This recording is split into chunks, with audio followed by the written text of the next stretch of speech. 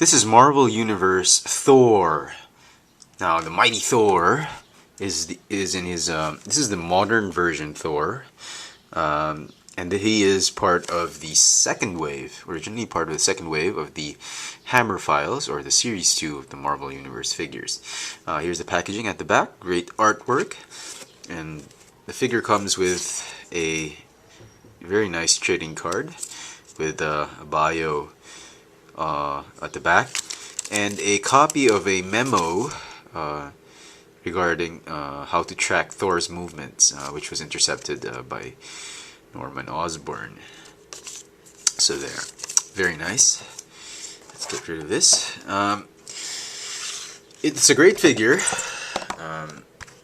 I love this figure. Perhaps, arguably, one of the best that has ever come from the Marvel Universe line. If you're wondering how he fares with the original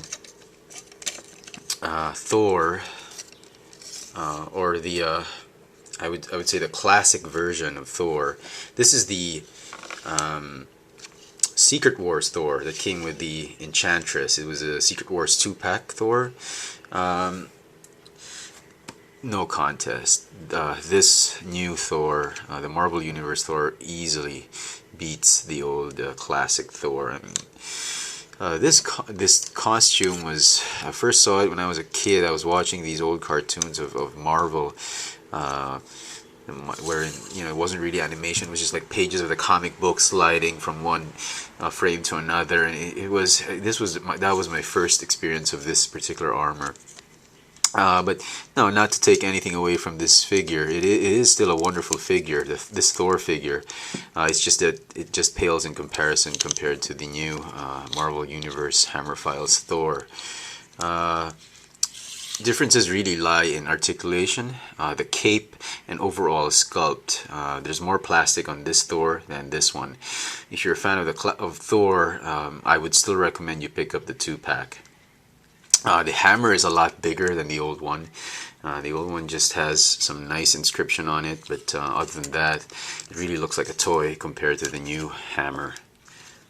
The cape here on the first Thor is removable. This new cape of this Thor is non-removable. It's fastened securely on these 2 bolts. The face sculpt, the head sculpt, this guy is still... The old Thor is still a lot goofier looking than this one. He's a lot more anime looking. But paint apps on both figures, just fantastic. Well done, Hasbro. So there. So enough of that. Articulation on this figure. The old Thor had a waist articulation. This one just has upper torso articulation. Ball jointed head, ball hinge elbows, bicep swivel, wrist swivel, hinge elbows. Double hinge knees, ball joint ankles, ball hinge ankles, ball joint hips, and he has the thigh swivel, which was also present in the Juggernaut figure. If you want more information on that, you can check out my review of the Marvel Universe Juggernaut. But very nice. I'm actually glad they've actually put this additional joint on Thor so that you can get him in a lot better poses. He can hold his hammer using the strap, or just having him hold it in his fist. But very nice. Even the detail of the garb, the Asgardian costume, down to the details of the sort of armor on his limbs, really more than flatters, and just really is really a work of great craftsmanship on the part of Hasbro and its designers. It is a wonderful figure, perhaps one of the best that has ever come from the Marvel Universe, and equally very difficult to find on the pegs, because this figure it hasn't even displayed out here in Manila. At least it hasn't even been displayed on the pegs, and collectors are already after it and just snatching it, even before staff of toy stores are able to display it. So if you can still find this on retail, I highly recommend you pick it up. Even if you're not a big Thor fan, if you're just a big fan of Marvel and the Avengers, you have got to get this particular Thor figure. It's one of the most definitive figures for Thor I've ever seen. I am very amazed at how Hasbro has done a good job with this particular figure.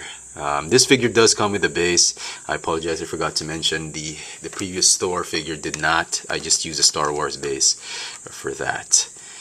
So there you have it, the Marvel Universe Hammer Files Thor. Thanks for watching.